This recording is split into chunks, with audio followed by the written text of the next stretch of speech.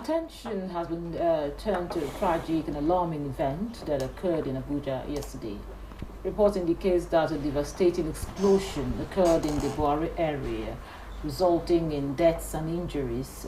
Among among the casualties were those responsible for the attack. I'm joined by some security experts that will discuss deeper into this incident as they explore its implications for national security. The ongoing challenges faced by the Nigerian government in curbing violence and the broader impact on the citizens of Abuja and the country at large. This latest incident raises important questions about the persistence of violence in certain regions and the responsive authorities. The program will try to discuss the details and potential consequences of this explosion, as well as how Nigeria can move forward in addressing such security concerns. This is Nigeria Today, and thanks for joining us. I'm Eucharia Clinton.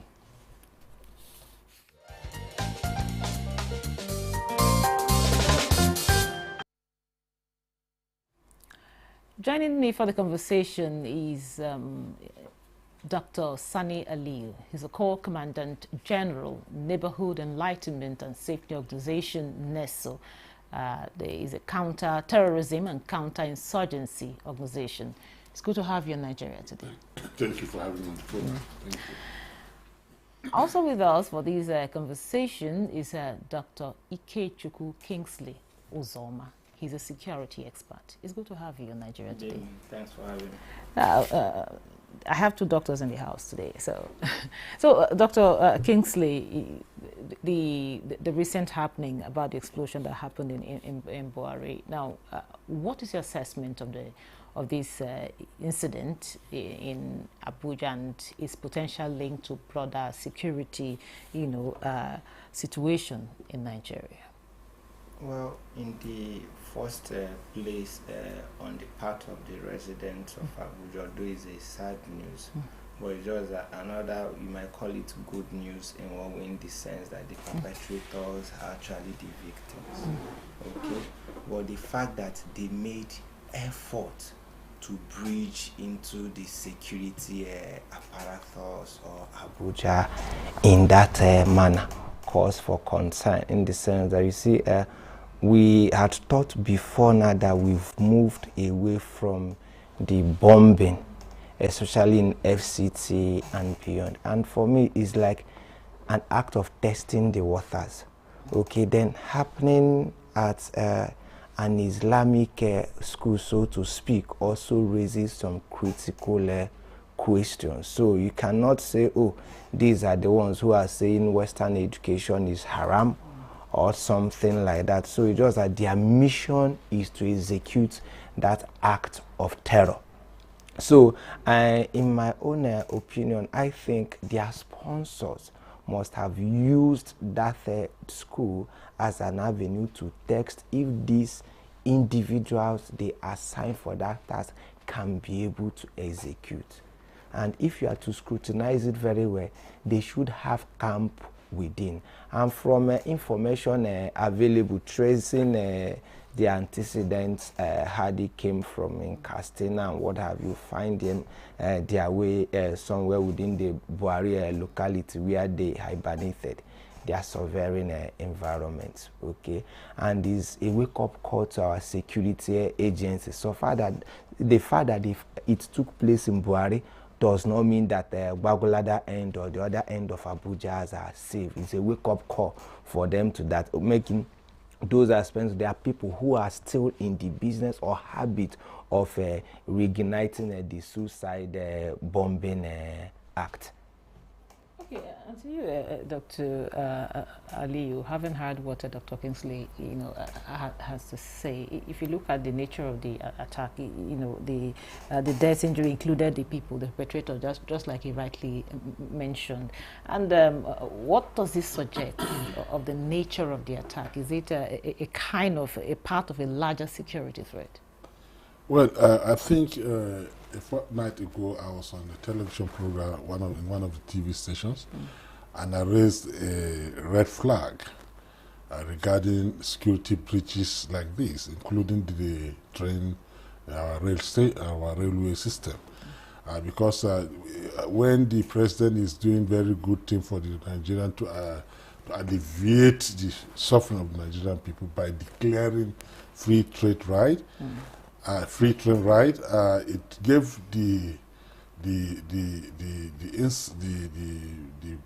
terrorists another leeway of surveying the general area of Abuja. You could see, I have traveled twice in that train, and you could see the influx of people that have nothing to do with in Abuja. They have no business in Abuja. You could see them trooping into Abuja within the period and in and out because it was just a free ride. And the security is a bit low. So it gave them a lot of time to move into the city, to start their planning. And so sometimes like I keep complaining, is that we need to rejig the architecture of the security architecture of Nigeria, because we are always lacking in terms of proactiveness. Most time we react to situation when it occurs. It's very unfortunate that such occurrence could occur again in Abuja, that suicide bombers could be able to even infiltrate Abuja in anywhere, whether it's within this town hall city, whether it's within the outskirts of Abuja. Also, for them to even have successfully entered into Abuja is very disheartening, and I'm very disappointed with the security system of the country. We need to, this is a very serious situation. The president needs to actually bring to the notice of the National Security Advisor that he cannot condone or tolerate any such happening again. And so the system, the security system must wake up and start being very proactive, because this is just a sign, a very bad omen coming. It's just there's a lot to come, but when they wake up to their call, they'll be able to nip the boat in the head. No, Dr. Kingsley, of course, I know you pointed some of these, but then give us what are some of the security lapses you think that led to this particular incident? Because recently we also heard of that of Bruno, where some projectiles, of some security operative were able to recover, discover and recover some projectiles. Now this. Our own security is reactive. Okay, it's only when an event happens is that we activate the fire brigade approach to try to see how you can quench it. That is not security. That is not policing. Policing is not until you have the presence of some security armed uniformed men on the highway looking through your car, say you can go. And things. It goes beyond that. So that's why we've been appealing to especially the police that you can find in all the local governments and communities to resuscitate the mufti, the real policing of a CID, whereby they live within the community. Even school be able to monitor and get information. You should know who is coming in and who is going out. Like if you link this incident to the issues of removal of manholes in Abuja, if you've driven at night, especially across this within town here, you see the under bridges, you still find some unknown persons there, especially at the wee hours. Just like he rightly said, these are people that have no business doing in Abuja. These are people that have no business doing inside. And when we say police, it's not until you are stagnant at a particular checkpoint. You should reactivate your patrol mechanism so that you are moving around the clock. This team is coming this direction, the other one is returning. You're able to spot something and you are able to arrest the situation. So the issues of a bomb, for us as a nation, or maybe the security person, we are politicians, so to say, we have overcome this issue of suicide bombing, especially in the federal capital territory. Little did we know that even the men of the Underwood, they already they're redesigning how to penetrate again, and they have sponsors, and it's the moment you create this that you can create political tension, okay? And when there is that political tension, you see, it affects all the chains, layers of the economy. Because the moment there is bombing, you see investors start withdrawing, people start living in panic mood, and there are certain areas you can no longer go with ease. And some of those foreign nations will start issuing some security alert. And even if it should happen elsewhere, which shouldn't be the case, not the Federal Capital Territory, we shouldn't even complain anything whatsoever. And I'm using this opportunity to also challenge the security agencies. Between now and the next 7 days, they should be able to get to the root of it and unmask their sponsors and make sure that some of these security loopholes are well addressed. Now, Dr. Ali, having listened to Dr. Kingsley and of course your opening remark, there are some points there.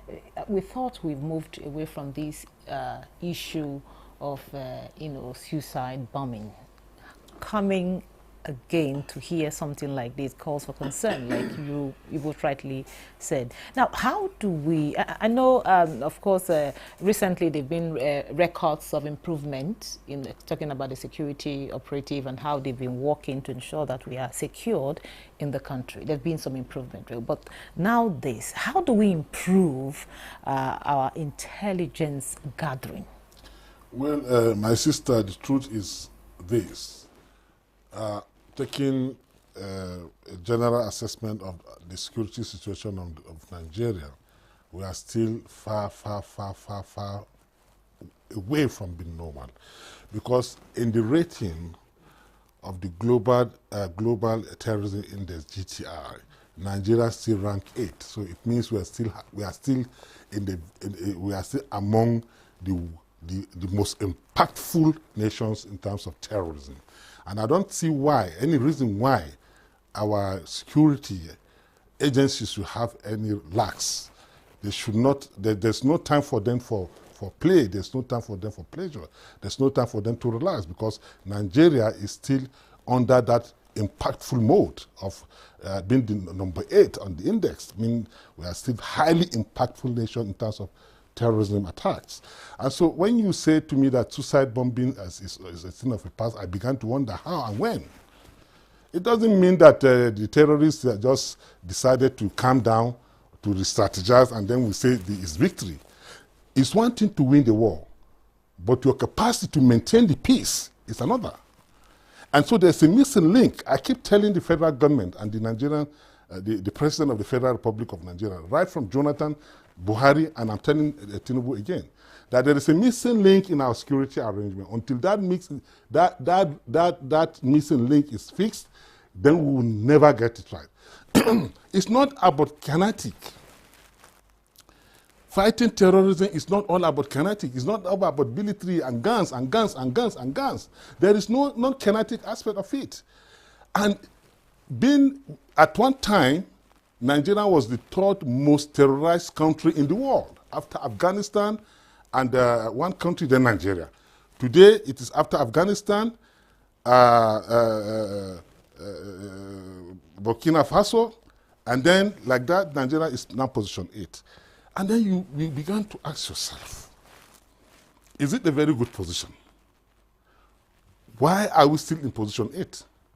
And then what is the problem that makes us not to progress beyond that?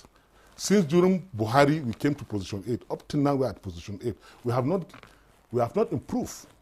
So it means until that missing link is filled, then there's going to be a problem. And I tell the president today that until he creates an agency called Counter-Terrorism Agency in Nigeria, those that constitutionally are mandated to look into all aspects of terrorism and then pursue it, hunt it down before it occurs. It's not about going to the bush, fighting them and come back and say it's a victory, and then you go and relax. No, these guys must be profiled. You must be hunting them as if you are hunting rats. You understand? So there must be a dedicated organization that 24/7, all its life, all its assignment is to look at the non-kinetic aspect of ensuring that there's no terrorism attack in Nigeria. You have to look at their supply chain, their network, who are the sponsors, which banks, where are they getting their money from, and all those, you understand? And then that aspect of the porosity of the border of Nigeria. We have 1,050 porous borders in Nigeria. And you come to complain to us that there are influx of arms and ammunition. Why wouldn't there be influx of ammunition? Who are the people that are manning those places? Look, the whole thing looks as a big joke. Nigeria is a country of over 200 million people with a land size of about over 900,000 square kilometers, if I'm not mistaken. Then you have total security manpower, less than 1 million. And you want the security of less than 1 million to procure security for 200 million plus that are spread in over 900 and something square kilometers. And then is that not a huge joke? There must be all these lapses. It's all about intelligence gathering all through. President Muhammad Buhari made emphasis on intelligence gathering. And up to today, the collaboration that we expect from the military with the civilian population, with NGOs, paramilitary NGOs on ground, is not there. Okay, I'll have to stop you here so that also you tell us more about the collaboration. Now, Dr. Kingsley, Dr. Ali just mentioned something about we having, we don't really have sufficient security personnel on ground. So what role or how can we leverage technology to ensure, safety? Well, technology is there to complement human effort.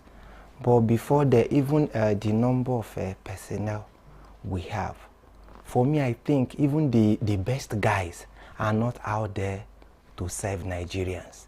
The political elites have them providing more of closed guards for them as against providing that security for the Nigerian people. That's part of the problem. So until you are able to also scrutinize that and withdraw some of these men, send them into the field, into the society, you have improved security. Then in terms of technology is also better when it's homegrown, when it's home fabricated technology, because if you are deploying these surveillance drones and what have you, who are those responsible? Who are the manufacturers? Some of them, the moment they are selling it to you, they also have bugging devices into this technological apparatus to also be able to monitor, because some of those nations too also have some chains of terrorist group. Because if you don't have problem, you who is not producing, they will not be able to make money. So it's only when you have crisis like we have now, you can be able to come to the table to discuss. Then they have one gadget or two gadgets to sell to you, and nobody would really transfer technology to you. Some of those nations who have succeeded in that line either stole it by maybe developing a duplicate of it. Over time, they were able to mastermind and escalate something that is very unique, then working for them. But if you are depending in terms of procurement, they would never provide the one that will help you to nip and solve that problem. Because if you solve it instantly, at that moment, there won't be business for them again. So it's stage by stage. They give you something that looks like it today, that performs some degree of a magic, then you come again, they will not tell you there's an advanced one you need to go. But if you look inward, you understand, you are able to master based on your environment, design something that is peculiar and can solve your own problem. You see that technology-wise, you will get it right. And again, just like he rightly said, it's really not about kinetics, also technology. That is a problem in the land, because you have from education to food security to shelter and everything. Wherefore that the government is not there meeting the basic need, the essence of the creation of the state, that will be chaos.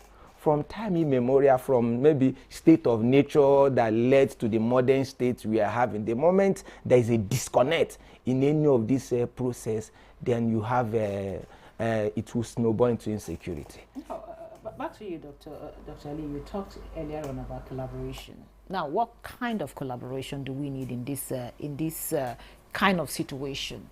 to ensure we have, because at the end of the day, we're looking for how to secure our country, how the citizens can, walk freely and feel secured wherever they find themselves. Thank you very much, Clinton. But before I go into that collaboration, I would like to thank my brother here for making an insightful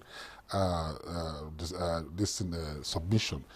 It is very important that we know that we are one of the most ingenious people in the world, Nigerians, in any field. We could develop our local technology. A few months ago, I remember taking a young boy who said he can develop an attacking drone for the military. I took him to the military. I don't know whether they try to exploit that position or not.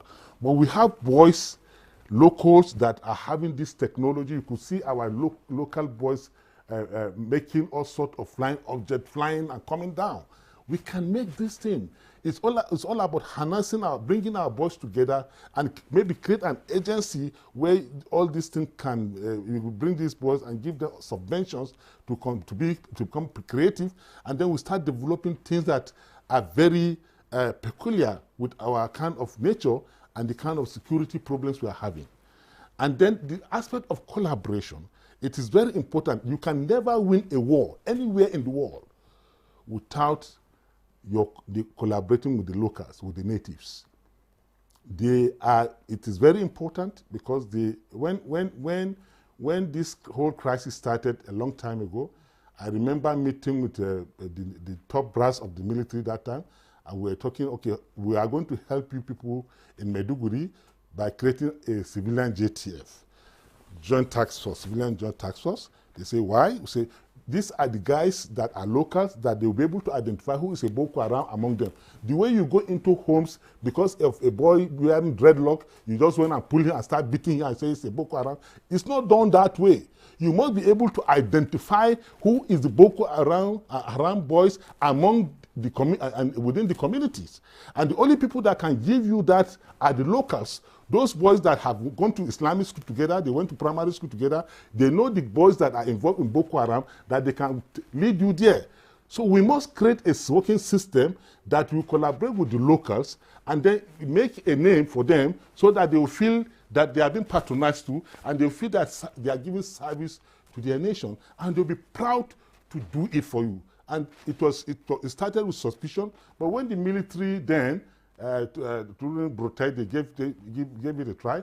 And then you see, we could see the Boko Haram emancipating from the city town back to Sambisa Forest. There was no place for them again, because the people that were picking them up were the people, the boys, the locals, the natives themselves. They know them. So if we want to make any meaning, the military must know that it cannot succeed without collaborating with organizations like ours who houses these locals. For instance, NESO have over 70,000 youths, 70,000 across the nation. So why can't you tap into such current? And so that you can it's all about intelligence gathering. It's not a rocket science.